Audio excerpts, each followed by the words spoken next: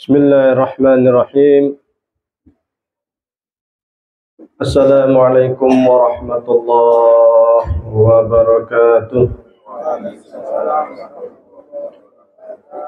Alhamdulillahi rabbil alamin. Alhamdulillahilladzi ja'alana ummatan wasata linakuna syuhada bainan nasi yawmal qiyamah walladzi an'amana bi ni'matil iman wal islam wal ukhuwah was salamah wal karamah wa amarna bit tamassuk bi kitabillahi wa sunnati rasulillah wa awjaba 'alaina al-amra bil ma'ruf wan nahyi 'anil munkar wa asyhadu an la ilaha illallah wahdahu la syarika lah lahul mulku wa lahul hamdu yuhyi wa yumitu wa huwa ala kulli syai'in qadir wa asyhadu anna muhammadan 'abduhu wa rasuluh alladzi qad ballagha risalah wa adda al-amanah wa kashafa al-ummah wa jahada billahi haqqa jihadihi hatta atahul yaqin. Allahumma salli ala sayyidina wa habibina wa syafi'ina Muhammad sallallahu alaihi wa sallama wa ala alihi wa sahbihi wa tabi'in wa tabi'ihi tabi'in wa man tabi'ahum bi ihsanin ila yaumiddin. Amma ba'du. Yang sama-sama kami hormati Sohibul Hajah Ibu Romjana, yang kami hormati Ketua Mempelai Mas Setyo Widodo dan Mbak Rahma Sari Lu'lu'ur Zahra,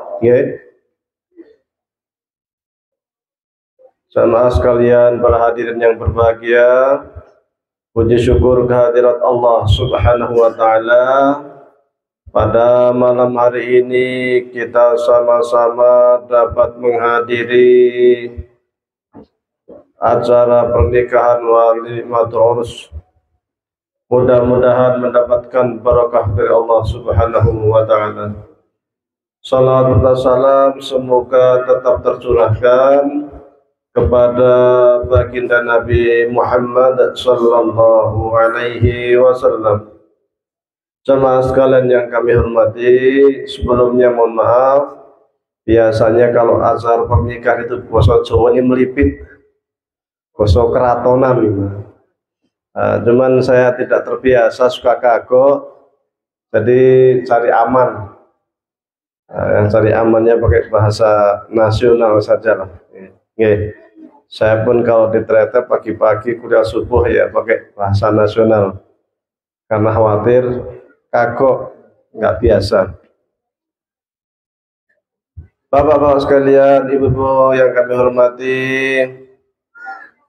yang pertama tentu kita ucapkan selamat untuk kedua mempelai.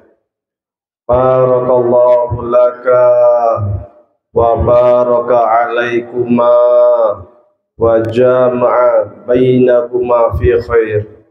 Mudah-mudahan Allah memberikan keberkahan, memberikan rahmat, memudahkan rezekinya, melapangkan segala urusannya kepada kedua mempelai, karena insya Allah mulai melangkah kehidupan baru. Kalau sebelumnya sendiri-sendiri, tidurnya sendiri, sekarang udah ada teman, temannya pun lain, kan? Maka ini menandakan langkah hidup yang akan berbeda, karena ini bagian dari sunnatullah. Kalau di Indonesia, alhamdulillah, perlu kita syukuri, yang namanya pernikahan itu sangat mudah. Yang penting dua keluarga sepakat, akad, opo anane jadi. Itu di Indonesia. Ibaratnya kalau istilahnya itu modal dengkul jadi. Nah, tapi kalau di Mesir beda.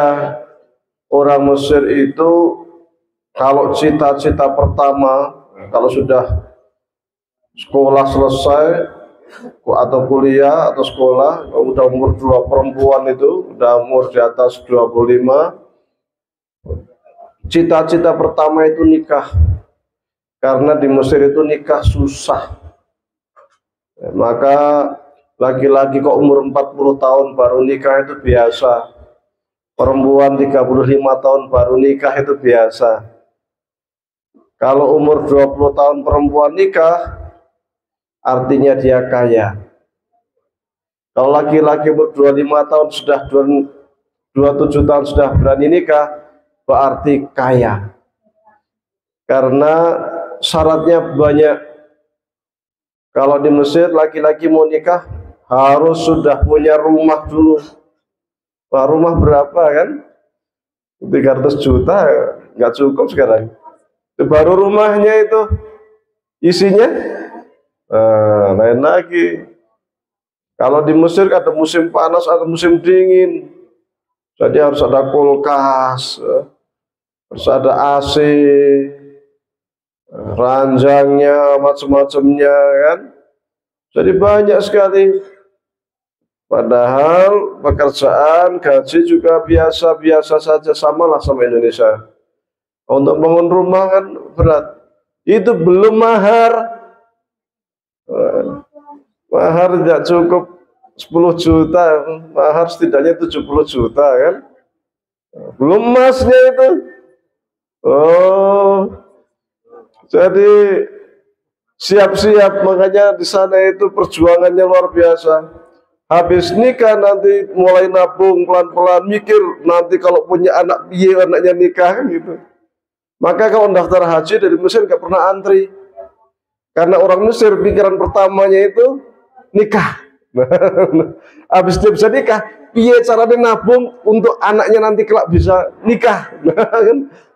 Kalau kita kan nggak, karena nikahnya saking gampangnya, maka cita-cita orang Indonesia itu naik haji. Sehingga untuk daftar haji sekarang itu antrinya sampai 34 tahun. Apalagi haji kita dimudahkan. Ada tabungan haji, oh luar biasa. 56 juta sudah bisa haji. Di Mesir haji ya paling tidak 90-100 juta, itu padahal dekat. Padahal paling haji cuma 2 minggu. Di Indonesia 30 hari. Tinggal makannya dijamin, tempat macam-macam transportasinya ada. 30-56 juta masih dikembalikan 600 real nanti ketika sampai Saudi. Jadi dimudahkan semuanya. Maka orang Indonesia itu bicara nih so kaji kan gitu. Karena nikahnya gampang. Maka kita bersyukur sebagai orang Indonesia karena dimudahkan. Dan kelebihan orang Indonesia itu orangnya neriman, qanaahnya tinggi. Maka orang Mesir itu senang kalau nikah sama orang Indonesia, baik lakinya atau perempuannya. Kenapa? Neriman, qanaah. Ibaratnya urip senang rumah gedek sing penting ora bocor apa ya, santai gitu kan. Orang Indonesia itu orangnya santai gitu. Beda sama orang Arab. Wah, harus mewah, harus ini, wah jadinya luar biasa. Nah, maka senang kita di Indonesia, alhamdulillah masyarakatnya adem ayem, nggak banyak perang. Kalau mereka kan jiwanya itu egonya tinggi, makanya jiwanya itu pengennya kelahi. Jangan kaget kalau di Arab itu banyak perang. Iya. Kalau ke Mesir sehari kok tidak melihat orang perang mulut ya, orang padu ibaratnya itu belum sempurna. Wah, bandine ki mesti ana wong padu nang dalan. Kurang sah ora wong padu. Nah, kalau kita kan saru gitu. Maka akhirnya dalam berpengaruh ke dalam kehidupan rumah tangga. Maka orang Mesir itu orangnya itu nggak mau ngalah. Lakinya ingin menang sendiri, perempuannya menang sendiri. Akhirnya kasus perceraian sangat tinggi. Kalau dipresentasikan tuh sak Mesir yo, nggak dihitung-hitung tiap menit ya ono, tiap ambandi lagi mesti ono sing cerai. Padahal kalau sudah cerai, jarang perempuan, apalagi perempuan cerai kok ada dinikahin lagi itu sangat jarang. Kenapa? Karena yang belum nikah saja masih sangat banyak, saking angelnya nikah nang Mesir. Iya, tapi kasus perceraiannya sangat tinggi. Kenapa? Karena egonya tinggi. Kita bersyukur di Indonesia ego kita rendah. Buktinya apa? Kalau ada mobil lewat, jalan kok cuma sempit. Kita itu cuma lihat, oh sana sempit, saya belakang saya masih agak luas, saya yang mundur. Gitu kan? Biar nanti sama-sama jalan. Oh di Mesir gak bisa, kamu yang harus mundur. Gak bisa, kamu yang mundur. Ya, orang melaku-melaku. Aku akhirnya turun, kepruk-kepruk ansi. Ngunuk orang perang, ya perang terus. Maka kita damai, alhamdulillah di Indonesia. Kita bersyukur karena diberi kenikmatan jiwa yang lapang ya. Ketika ada pernikahan seperti ini, biasa kita undang ya, undang orang untuk datang. Karena kaum muslimin itu satu sama lain saling menguatkan. Satu sama lain saling senang bersama, sedih bersama. Ya, kabunyanin yasuddu ba'dukum ba'da. Bagaikan bangunan di mana satu sama lain itu saling menguatkan. Bangunan kalau ada tiang, satu tiang runtuh, satu bangunan bisa runtuh semua. Satu bangunan ada dua tiang runtuh, bisa jadi runtuh semua satu bangunan.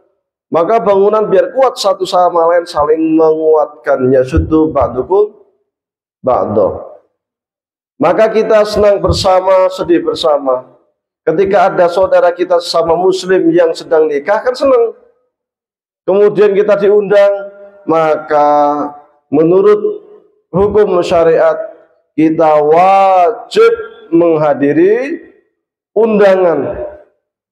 Oh, saudara sedang nikah, kita dapat undangan, bismillah datang. Kecuali ada hal-hal yang kita bikin nggak bisa datang, ya kita kalau zaman sekarang mudah, tinggal kirim SMS, mohon nyuwun ngapunten niki enten acara mboten saged. Nah, kan nggak bisa hadir acara mungkin besok atau lusa bisa ke sana kan gitu. Nah, minta izin karena menghadiri acara walimah itu hukumnya wajib. Kalau walimahannya sendiri itu sunnah, ya sunnah. Meskipun nggak harus ramai.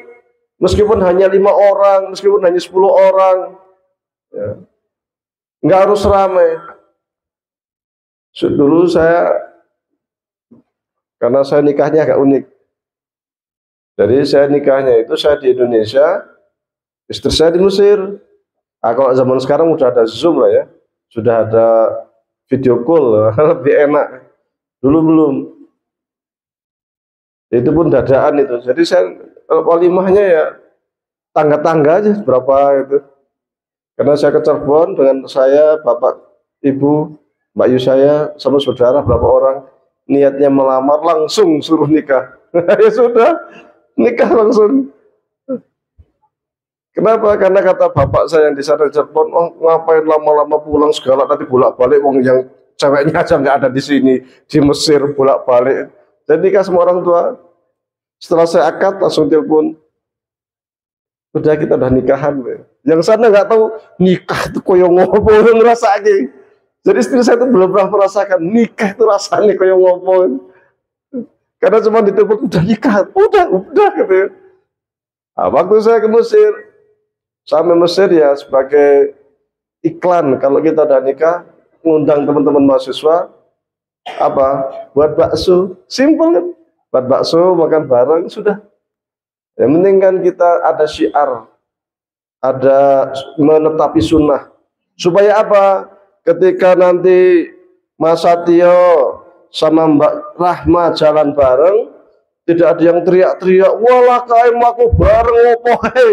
Wah, ora karuan. Oh, udah nikah. Wah, karena nggak pakai acara, nggak pakai walimahan, jadinya orang pada suudzon, padahal sudah resmi. Ini pentingnya walimahan, meskipun hanya sederhana 5, 10, 15 orang. Nah, ini sunnah. Kalau di madhab Hanafi wajib. Madhab Hanafi harus ada. Supaya apa? Supaya kalau jalan keluar berdua itu orang sudah sama-sama tahu. Maka perlu diiklankan. Jadi acara walimahan itu sebenarnya adalah iklan, pengumuman. Nah, kan gitu. Sambil kita menyaksikan syukuran, tasyukuran, senang bareng, bahagia bareng, mendoakan bareng-bareng kepada kedua mempelai. Maka menghadiri walimahan menjadi sebuah kewajiban kecuali kita ada udzur. Ya. Pernikahan itu sudah menjadi sunnatullah. Maka di dalam Al-Qur'an disebutkan wa min ayatihi an khalaqalakum min anfusikum azwajan litaskunu ilaiha wa ja'ala bainakum mawaddata warahmah. Kalau di dalam Al-Quran menggunakan kata-kata wa min ayatihi, dan dari sebagian kebesaran Allah, ini bukan main-main. Allah sangat jarang menggunakan kata-kata wa min ayatihi kecuali itu terkait dengan persoalan yang sangat agung, sangat besar. Maka disebutkan ini bagian dari tanda-tanda kebesaran Allah Subhanahu wa taala, di mana Allah itu menciptakan dari Adam dan Hawa keturunan yang sangat banyak, yang dari keturunan-keturunan ini ada putra, ada putri, satu sama lain saling mengenal, saling mengetahui, untuk kemudian nanti bisa saling menikah. Maka menikah itu menjadi sunnah Rasul Shallallahu Alaihi Wasallam. Pernah ada sahabat yang datang kepada Nabi. Waktu itu ada Ummul Mukminin Ibunda Aisyah. Maka tanya, wahai Ibunda Aisyah, bagaimana kondisi Nabi? Masya Allah, yang namanya Nabi itu sering puasa. Yang namanya Nabi itu setiap malam sholat malam, sampai kakinya itu bengkak-bengkak, nggak pernah yang namanya Nabi meninggalkan sholat malam. Masya Allah. Akhirnya orang ini, 3 orang datang, Nabi Muhammad yang dosanya itu sudah diampuni, yang telah lalu dia akan datang diampuni. Ketika diceritakan oleh Ibnu Aisyah, ibadahnya seperti itu. Iya, ibadahnya Nabi Muhammad itu Masya Allah, puasanya, sholatnya Masya Allah. Akhirnya 3 sahabat itu ngerasa, kalau gini kita itu bagaimana? Nabi aja seperti itu, kita kok kayak gini. Kalau gitu saya nggak akan pernah nikah lah selamanya lah. Ada satu lagi sahabat, kalau gitu saya nggak akan, sama puasa terus lah, nggak akan pernah berbuka. Nabi dengar di dalam, langsung keluar. Tadi siapa tadi yang bilang katanya nggak ingin nikah? Tadi siapa bilang yang katanya ingin puasa, nggak mau berbuka? Ketahuilah oleh kalian, saya ini Nabi, saya puasa, saya berbuka. Bahkan saya juga menikah. Karena ada satu sahabat lagi, 3 orang ya, saya nggak akan nikah selamanya. Katanya. Bahkan saya ini menikah, istri Rasul berapa? 11. Apa kata Rasul? Faman raghiba an sunnati falaysa minni. Kalau kalian tidak mau mengikuti sunnah saya, kalian itu bukan dari pengikut saya. Ditegur oleh baginda Nabi. Karena pernikahan ini sesuatu yang sangat penting. Bayangkan kalau seandainya kita itu manusia nggak ada yang mau nikah, mengikuti seperti yang ada dalam Kristen ya. Jadi untuk menjadi orang suci, menjadi pendeta kan nggak boleh nikah ya. Atau Brahmana, dalam Buddha Hindu juga nggak nikah itu. Bayangkan kalau semua tuh pengen bercita-cita jadi orang suci semua terus nggak nikah. Apa yang terjadi? Tidak ada keturunan, punah nanti manusia. Maka di antara negara yang menyusut, negara itu ada yang menyusut penduduknya, Jepang. Jepang itu makin lama penduduknya itu makin dikit, bukan makin banyak, makin dikit, makin dikit. Kok bisa? Karena penduduk Jepang itu malas nikah. Ya. Kalau kawin jalan, nikah nggak mau. Ya. Jadi mereka itu malas. Karena mikirnya apa? Ah, kalau nikah nanti harus mikir anak, mikir istri, mikir kebutuhan, mikir ini, mikir itu. Sementara untuk hidup saja susahnya minta ampun. Mending sendiri bebas. Seperti itu. Laki-laki mikir begitu, perempuan mikir begitu. Akhirnya orang yang mau nikah itu makin nyusut, makin nyusut. Akibatnya apa? Generasi tua makin banyak, generasi mudanya sedikit. Maka di Jepang itu sampai banyak rumah kosong, sampai diobral, nggak ada yang beli. Siapa yang mau beli? Penduduknya kurang. Jadi harga rumah itu sampai diobral. Siapa yang mau rumah? Siapa yang rumah? Saking menurunnya jumlah penduduk. Maka saya punya teman di Jepang, ya orang Indonesia di Jepang kuliah, belum lama ini main ke pondok. Cerita, kan saya punya ponakan itu. Tat katanya, kalau mau ada santri atau siapa yang mau ke Jepang kita bantu Tat katanya. Wah tapi biaya di sana mahal, tapi di sana itu ada beasiswa Tat. Kalau beasiswa nggak cukup, di sana itu banyak pekerjaan yang bisa kita ambil. Pekerjaannya itu gajinya per jam, sejam sekian itu banyak katanya. Kenapa? Karena orang Jepangnya dikit. Sementara masih ada pabrik yang sudah pensiun keluar, udah pensiun keluar, kan butuh angkatan mudanya nggak banyak. Nah ini kan jadi persoalan sampai dianjurkan wahai orang Jepang nikah punya anak, tetap aja enggak. Nah ini lama-lama habis penduduknya. Kalau penduduknya habis dikuasai oleh orang-orang luar kan gitu. Maka Rasul menganjurkan kita untuk nikah, bahkan kata Rasul, ternikahilah perempuan yang al-wadud, yang banyak punya anak. Kata Rasul, sesungguhnya saya ini kelak di hari kiamat sangat senang ketika melihat umatku sangat banyak. Maka nikahilah orang yang subur, yang banyak anak, ini kata Rasul. Jadi nikah ini anjuran, sunnah. Kalau sudah nikah berarti kita sudah melengkapi bagian dari sunnah Rasulullah Shallallahu Alaihi Wasallam. Tentu di dalam sebuah pernikahan tidak semulus yang kita bayangkan. Di sana ada senang, ada suka, ada duka. Yang nggak nikah pun sebenarnya sama. Ada senang, ada suka, ada duka, itu sama. Itu adalah bagian dari sunnah kehidupan umat manusia. Sama. Nabi Adam saja pernah dicoba oleh Allah Subhanahu wa Ta'ala. Waktu pertama kali turun ke bumi, bayangkan cobaannya Nabi Adam. Pertama kali ke bumi, Nabi Adam itu ada di sana di Arab. Istrinya di mana? Turunnya di India sama Arab. Zaman sekarang naik pesawat, iso telepon-teleponan, main WhatsApp, kan? Ado-ado bisa naik mobil. Zaman dulu masih hutan belantara, kanan kiri belum tahu, masih banyak hewan-hewan, masih luar biasa. Belum tahu hidup bumi itu kayak gini. Yang sebelumnya di surga, uskun anta wa zaujukal jannata wa kula minha raghadan haitsu syi'tuma. Yang waktu itu masuk surga, silahkan sekarang kamu di surga makan apa aja bebas. Tiba-tiba di dunia yang harus usaha sendiri.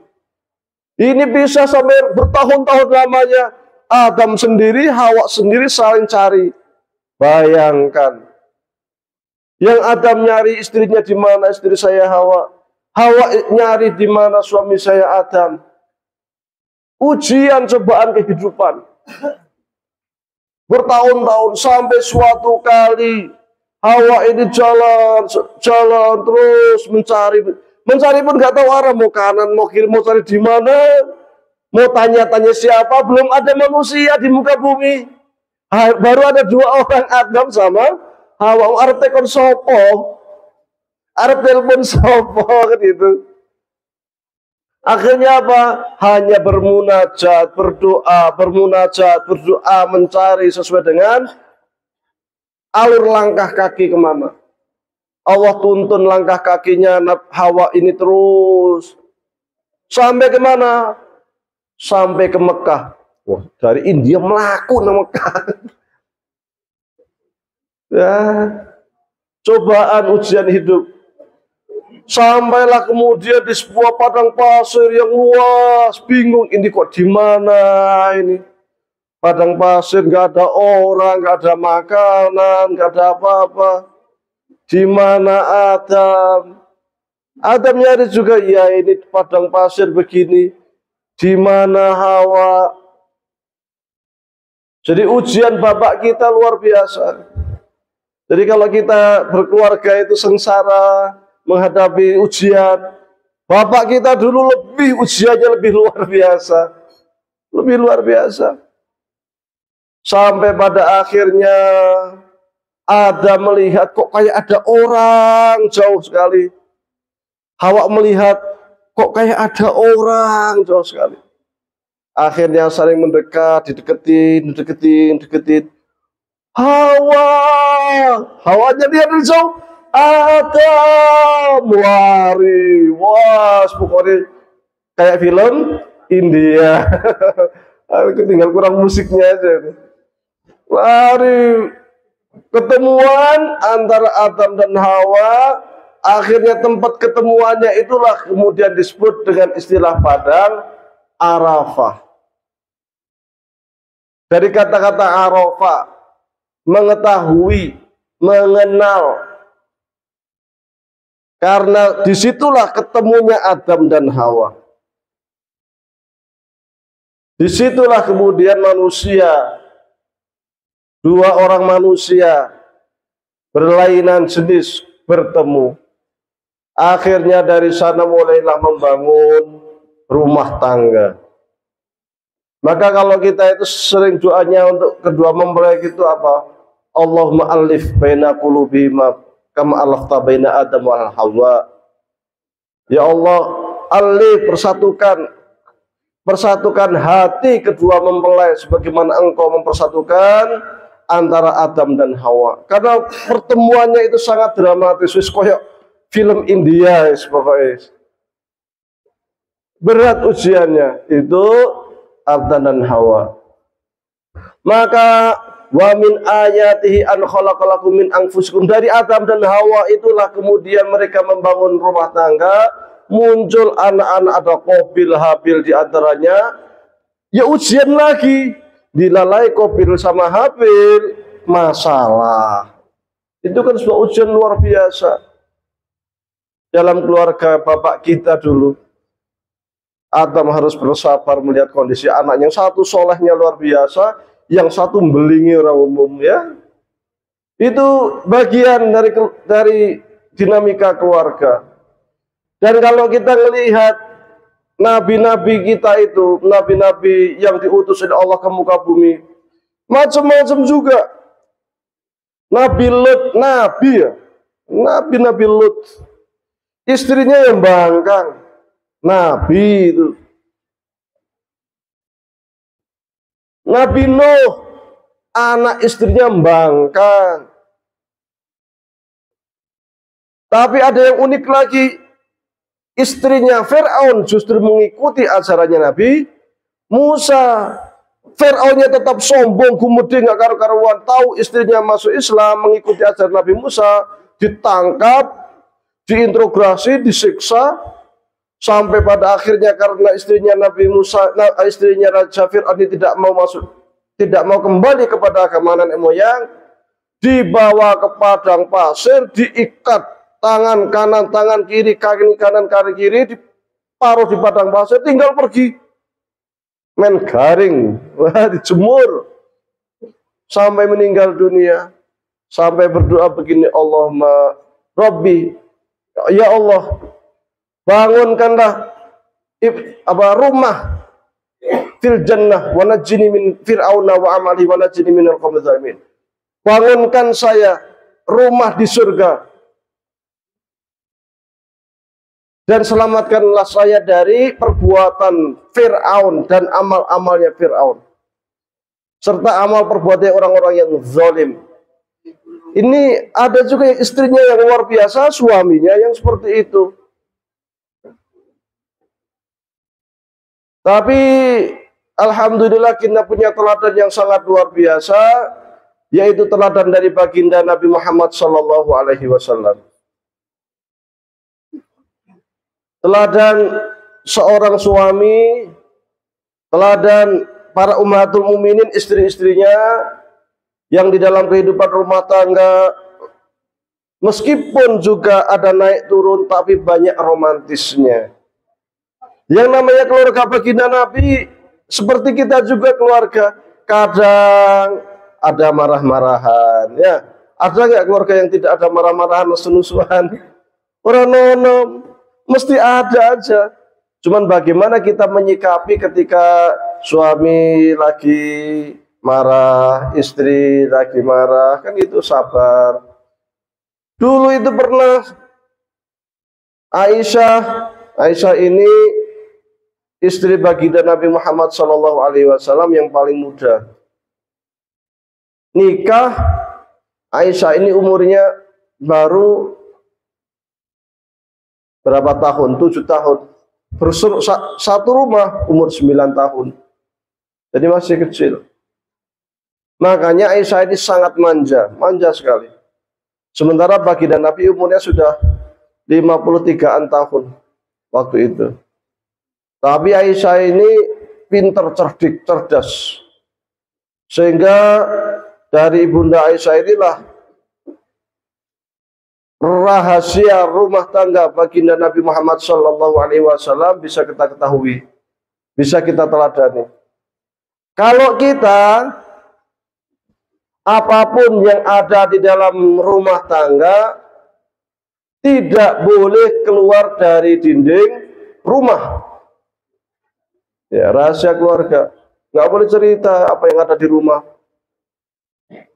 Tapi kalau baginda Nabi, semua yang dilakukan baginda Nabi itu boleh diungkapkan. Kenapa? Karena semua yang dilakukan oleh baginda Nabi itu adalah sunnah, teladan, kebaikan. Maka ketika ada yang bertanya kepada ibunda Aisyah, ya wahai ibunda Aisyah, bagaimana akhlaknya baginda Nabi? Beliau menjawab apa? Khuluquhu al-Quran. Akhlaknya baginda Nabi itu Quran. Jadi Quran berjalan. Maka dimanapun itu bisa diungkap dan bisa diteladani. Termasuk ketika baginda Nabi Muhammad SAW berada di dalam rumahnya. Ibunda Aisyah pernah suatu kali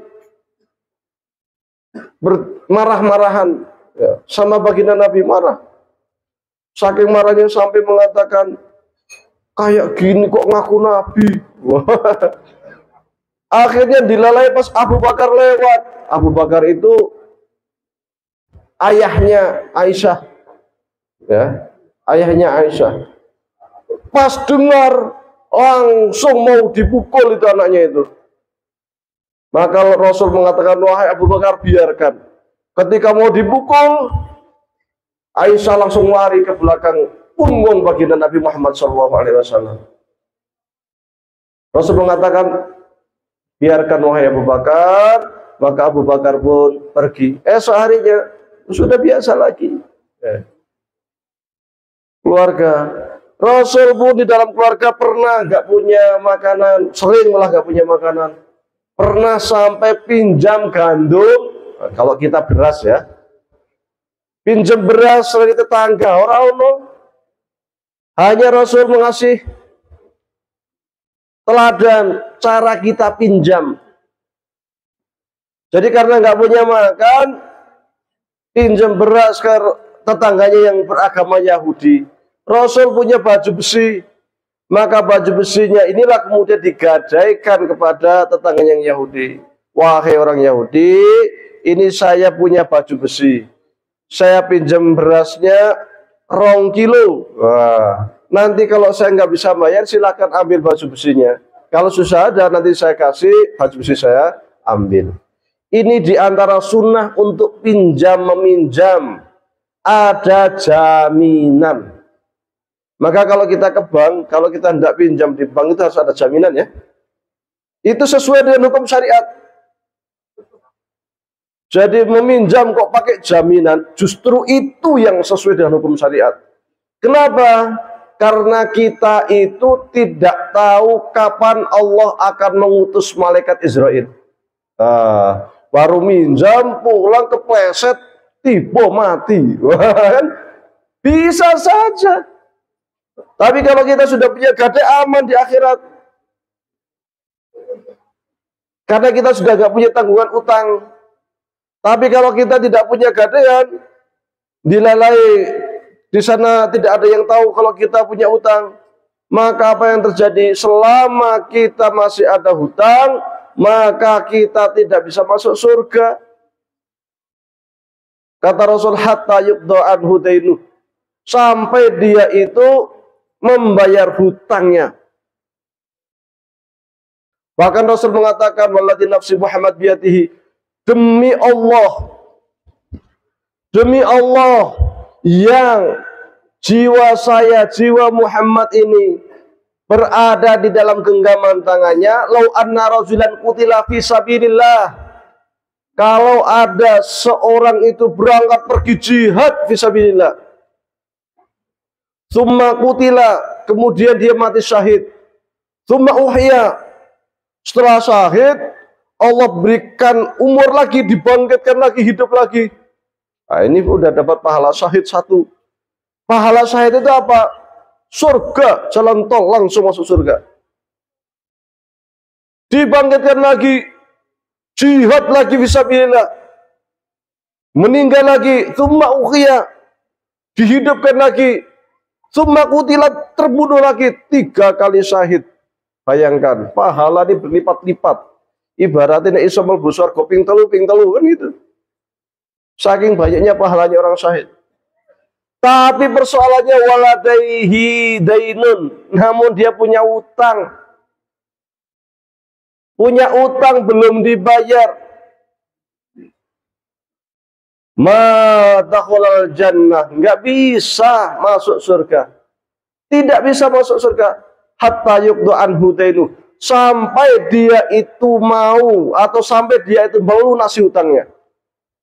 Maka ketika kita berumah tangga, ngutang boleh, ngutang kok nggak boleh? Boleh.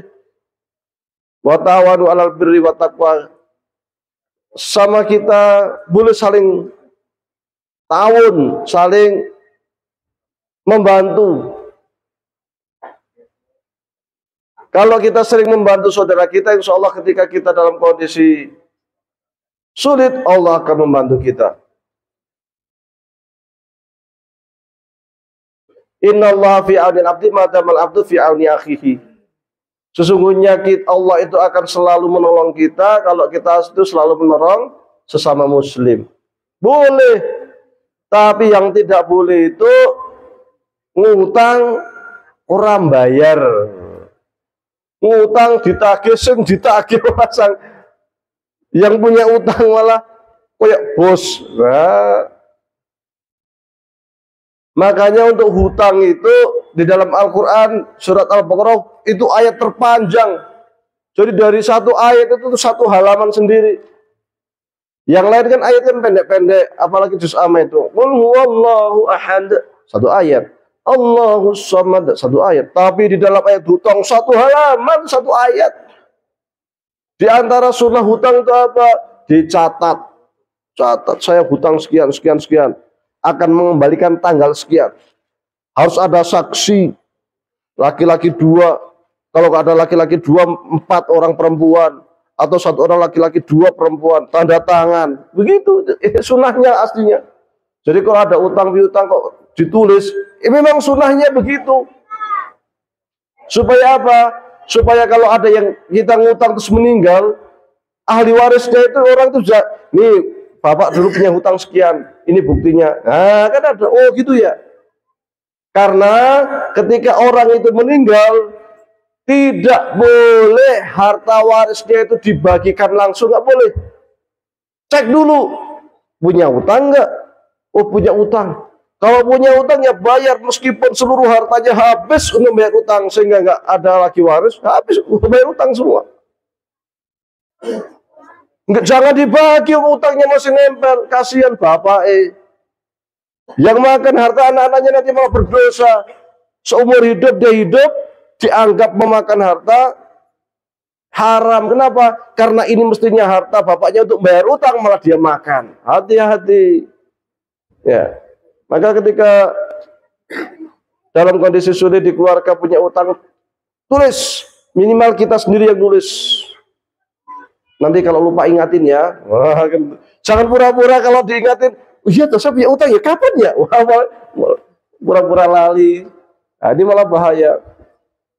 Maka Rasul Shallallahu Alaihi Wasallam dalam sebuah hadis mengatakan, "Mangkanat indahu madlamatun li akhihi min irdihi aw malihi falyatahallal minhul yawm qabla ayyakuna dinaran wala dirhaman." Barang siapa di dunia ini pernah mendolimi saudaranya, baik mendolimi dengan mencelanya karena kehormatannya. Kehormatan itu bisa mencela, merendahkan, mengumpat ya. Goblok. Itu nggak boleh itu.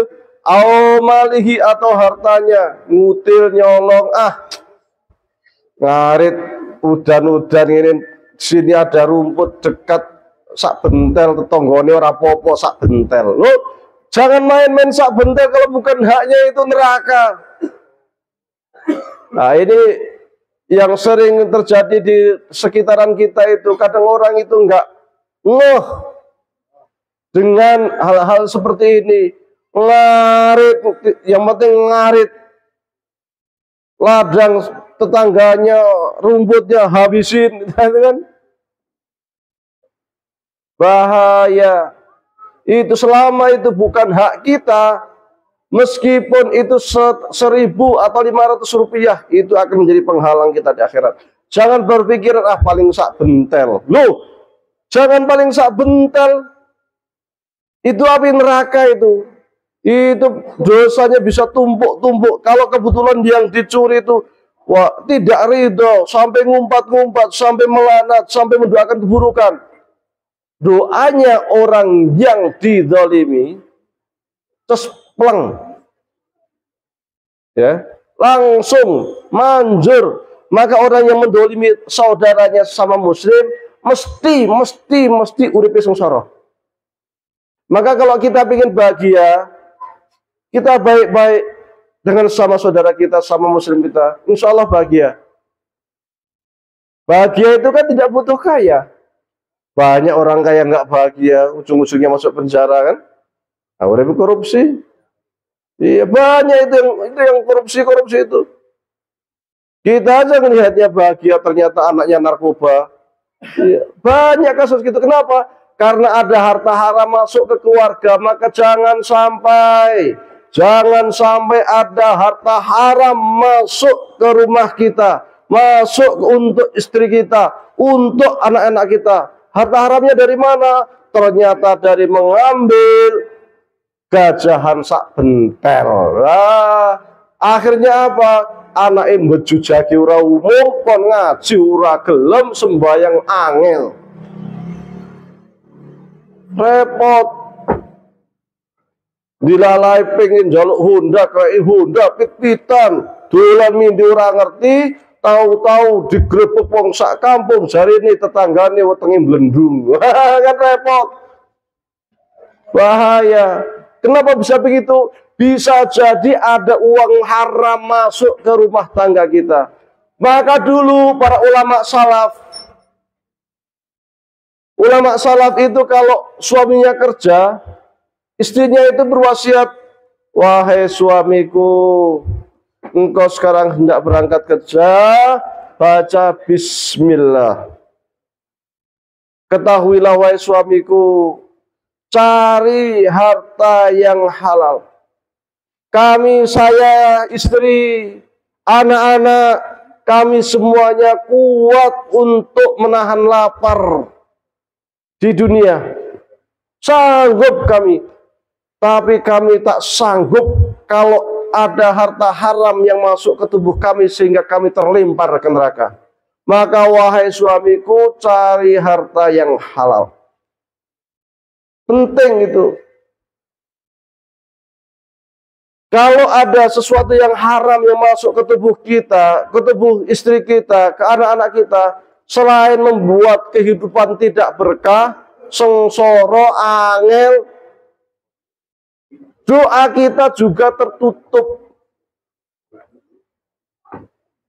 Dalam sebuah hadis dikatakan ada orang yang tubuhnya compang-camping, doa kepada Allah, tapi kata Rasul, wa mat'amu haram, wa malbasuhu haram. Makanannya yang masuk ke tubuh dia dari yang haram. Pakaiannya dibeli dari harta korupsi, haram. Anna yakun mustajabud da'wah. Bagaimana mungkin Allah akan mengabulkan doa dia? Maka kalau ingin kita itu doanya cepat dikabulkan, kalau punya hajat, ingin doanya kabul, kita mikir dulu, bismillah ya Allah, kira-kira ada harta haram yang pernah masuk ke rumah saya enggak ya? Mikir. Oh iya, saya itu pernah ngarit di tempat tetangga, saya enggak izin. Izin langsung, bismillah ke rumah atau orang yang kita ambil rumputnya, minta maaf. Wahai teman, wahai saudara, mohon ngapunten iki, saya datang sini itu pertama silaturahmi, yang kedua saya itu minta dihalalkan. Saya itu kemarin karena kepepet kok dilalai khilaf ngambil sukete sak bentel, nyuwun ngapunten iki mohon dimaafkan, mohon dihalalkan. Oh enggak apa-apa, kebetulan saya juga mau jual kambing semua itu rumput, kalau mau rumput aja. Nah, kan sudah dihalalkan, aman.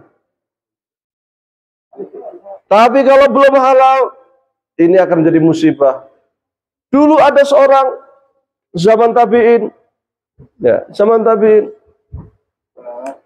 Seorang ini namanya Nu'man, jalan-jalan, pergi jauh, mau cari ilmu, mau apa, pergi. Di jalan lapar. Aduh kok ngelih ya. Ya. Wah ternyata waktunya udah lama ya, nggak kerasa ya. Sebentar lagi ya. Ternyata sudah lapar tapi nggak ada makanan, nggak ada apa-apa, rumah penduduk jauh, sampai tiba di sebuah ladang ada pohon apel. Pohon apel itu niung di jalan, jatuh di jalan. Oh, anak pasti rezeki, dia ada apel jatuh ini kan. Maka dia ambil apel itu, dia makan. Baru setengah dia sadar, astagfirullahaladzim, ini punya siapa ini pohon apel ini? Saya sudah makan setengah ini harta haram ini. Padahal aslinya kalau udah jatuh, apalagi itu di luar kebun dia, ini kan udah jatuh kan sebenarnya masih bisa itu, karena di luar ya, di luar kebun. Tapi dia merasa ini bukan punya saya ini. Dia cari, dia tanya orang-orang ini yang punya kebun siapa yang akhirnya ketemu orangnya. Ketemulah orang itu, dia ngetok pintu, assalamualaikum, waalaikumsalam. Dibukakan, ternyata bukan orang sudah tua. Sudah tua, silakan masuk. Masuklah, dikasih minum, di apa. Kemudian dia, si Nu'man mengatakan, wahai bapak, saya datang ke sini yang pertama silaturahmi, yang kedua saya hendak mohon maaf. Tadi saya itu di jalan, lapar sekali, akhirnya menemukan apel jatuh. Setelah saya makan separuh, ini tinggal separuh ini. Saya baru sadar ini bukan hak saya. Maka saya tanya orang-orang, ini kebun milik siapa? Akhirnya mereka menunjukkan rumah ini. Maka saya datang sini dengan maksud hati untuk mohon maaf dan minta dihalalkan. Kata bapaknya, oh nggak semudah itu. Enak saja minta dihalalkan. Ada syaratnya. Padahal yang setengah apel. Ada syaratnya. Maka kata Nu'man, syaratnya apa? Syarat apapun akan saya lakukan. Syaratnya kamu harus nikahin anak saya. Teh. Wah seneng ya kan? Wah nikahin coy malah. Tapi anak saya ini masalahnya cacat. Anak saya bisu, tuli, buta. Waduh mumet ya. Gara-gara setengah apel. Suruh nikahin anaknya buta, tuli, bisu. Waduh mumet. Tapi dia mikir, waduh demi supaya saya halal, saya terima. Daripada nanti di akhirat saya masuk neraka. Diterima. Akhirnya sesuai dengan perjanjian, ditetapkan harinya pernikahan, nikahlah. Nah, di Arab kadang kalau nikah, istri kan di dalam. Jadi suami akad sama orang tua. Selesai nikah, alhamdulillah. Malam pertama, boleh kan ketemu. Silakan ketemu istri sudah menunggu di kamar.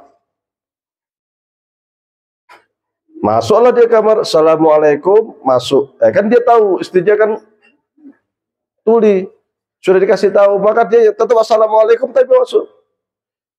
Ternyata waktu masuk istrinya jawab pelan, waalaikumsalam. Kaget dia, loh, katanya tuli, katanya bisu kok bisa ngomong gitu ya kan? Maka dia tanya, mohon maaf, katanya bapakmu itu kemarin mengatakan ketika saya ini, itu masih kalau orang Arab nikah itu pakai cadar ya, biasanya kalau ditutup itu begini di Arab-Arab Badawi terutama. Katanya kamu itu bisu, tuli, buta, tapi ternyata kamu bisa menjawab saya dan kamu bisa mendengar dan bisa melihat. Maka perempuan itu mengatakan, benar, apa yang disampaikan ayah saya itu benar. Saya ini buta karena tak pernah melihat sesuatu yang diharamkan oleh Allah. Saya tuli tidak pernah mendengar apapun yang diharamkan oleh Allah.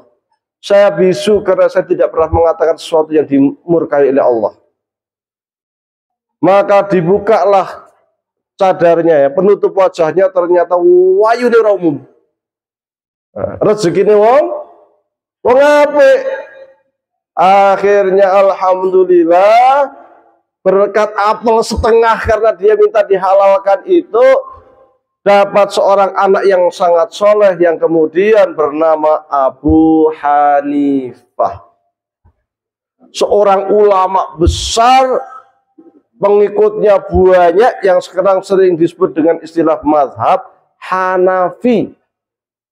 Mazhab Hanafi itu mazhab terbesar. Pengikutnya banyak, ada di mana? Asia Tengah sana, di Turki, di India, di Pakistan, Kazakhstan, Afghanistan, Rusia, Eropa Timur. Itu Hanafi semua itu. Karyanya luar biasa, besar, banyak, solehnya luar biasa. Dan Abu Hanifah termasuk seorang imam ahli fikih yang kaya raya. Karena beliau adalah saudagar pakaian. Kenapa bisa begitu? Orang tuanya baik, suaminya, bapaknya soleh, istrinya soleha, maka hasilnya adalah anak yang soleh, yang sangat luar biasa. Maka ketika kita hendak pengen punya anak-anak yang soleh, pengen punya anak-anak yang soleha, kita harus ngaca diri dulu. Saya sudah soleh belum? Kalau ada adzan, saya masih di ladang atau ke masjid? Kan gitu. Kalau sholat, saya senang sholat di rumah atau di masjid? Kalau saya sering ke masjid, insya Allah anak akan nyindir ikut ke masjid. Tapi kalau saya malas wegah ke masjid, ya jangan harap anak ke masjid.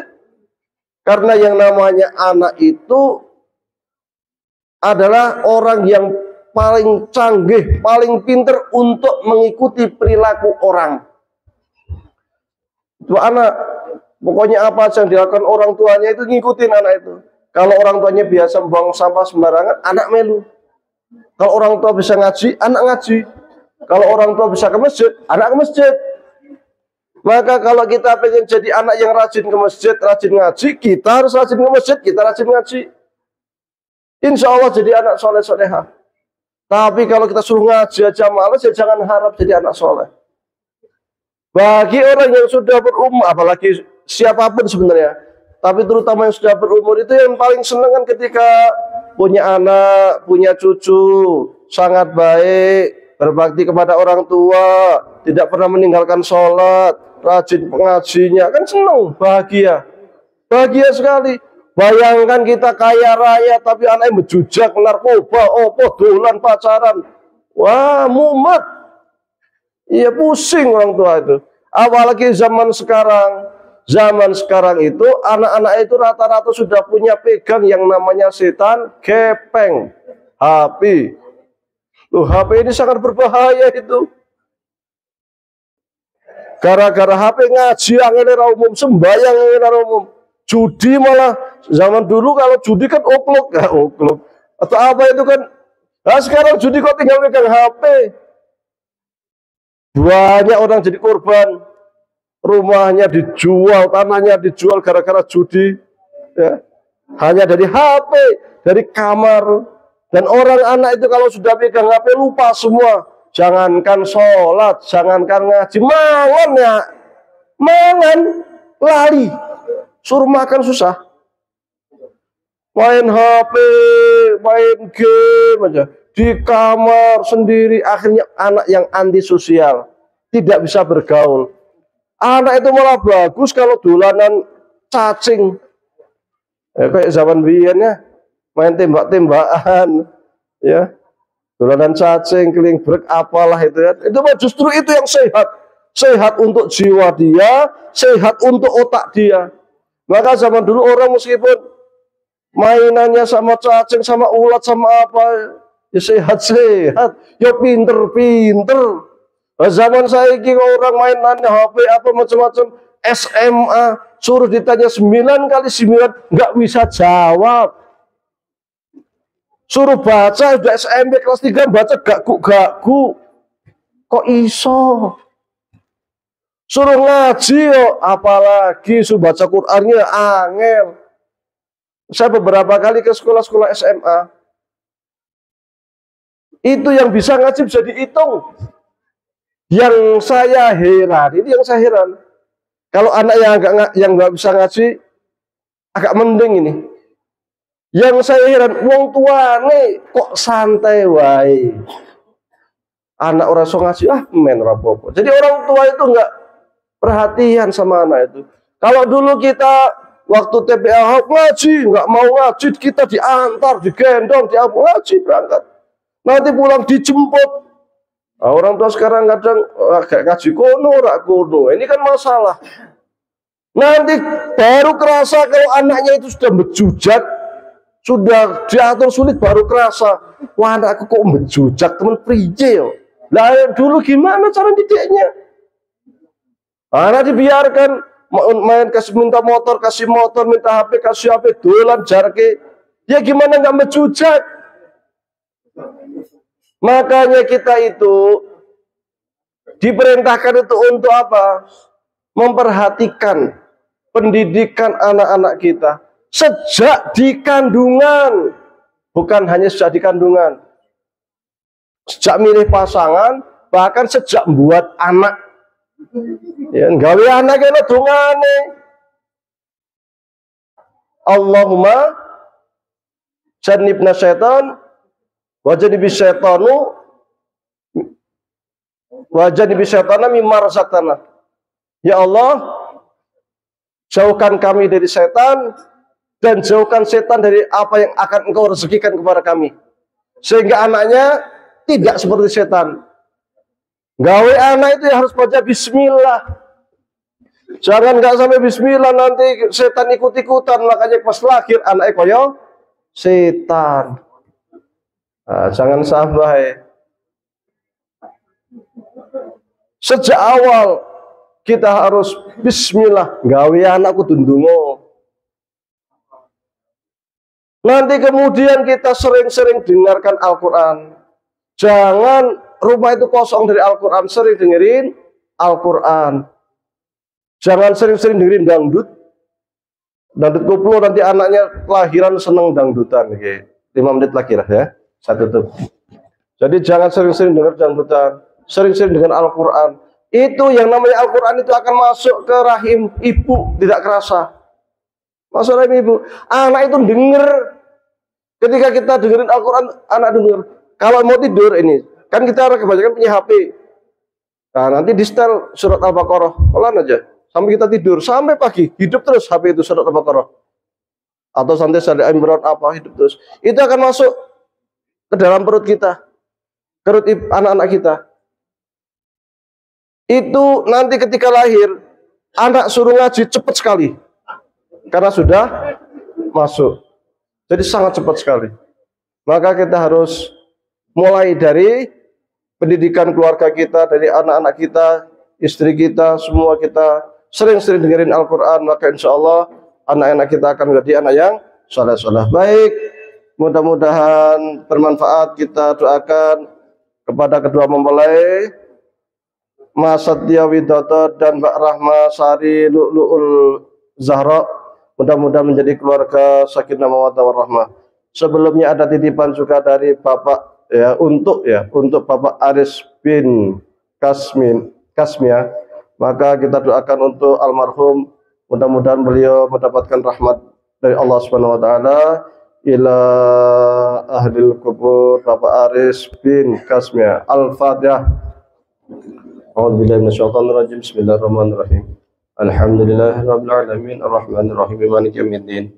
Iyyaka na'budu wa iyyaka nasta'in. Shiratal mustaqim, shiratal ladzina an'amta 'alaihim ghairil maghdubi 'alaihim waladdallin. Allahumma ighfir lahu warhamhu wa'afi wa'fu anhu. Allahumma shalli 'ala sayyidina Muhammadin fil awwalin. Allahumma shalli 'ala sayyidina Muhammadin fil akhirin. Allahumma shalli 'ala sayyidina Muhammadin fil malil a'la ila yaumiddin. Hamdan syakirin, hamdan na'imin, hamdan yuafi ni'amahu wa yukafi mazidah. Ya Rabbana lakal hamdu kama yanbaghi li jalali wajhika wa 'azim sultanik. Rabbana taqabbal minna salatana wa siyamana wa ruku'ana wa sujudana wa tadarru'ana wa takhashu'ana wa ta'budana wa tammim taksirana ya Allah ya Rabbal alamin. Allahumma alif quluba Mas Satya Widodo, Mbak Rahma Sari Lu'lu'ul Zahra, alif baina qulubihima kama alafta baina Adam wa Hawa. Barakallahu lahuma wa baraka alaihima wa jama bainakuma fi khair. Allahumma rfa' darajatahuma fid dunya wal akhirah. Allahumma arzuq lahuma rizqan halalan tayyiban mubarakan fih. Allahumma hab lahuma waladan salihan yad'u lah. Rabbana la tuzigh qulubana ba'da idh hadaytana wa hab lana min ladunka rahmah innaka antal wahhab. Allahumma inna nas'aluka salamatan fid din wa afiyatan fil jasad wa ziyadatan fil ilmi wa barakatan fil rizqi wa taubatan qabla al-maut wa rahmatan indal maut wa maghfiratan ba'dal maut. Allahumma hawwin 'alaina fi sakaratil maut wa najina minan nari wal 'afwa 'indal hisab. Rabbana atina fid dunya hasanah wa fil akhirati hasanah wa qina adzabannar. Wa sallallahu ala sayyidina Muhammadin wa ala alihi wa sahbihi wa baraka sallam. Subhana rabbika rabbil izzati amma yasifun wa salamun ala mursalin walhamdulillahi rabbil alamin. Aqulu qouli hadza wa astaghfirullah wa lakum. Assalamualaikum warahmatullahi wabarakatuh.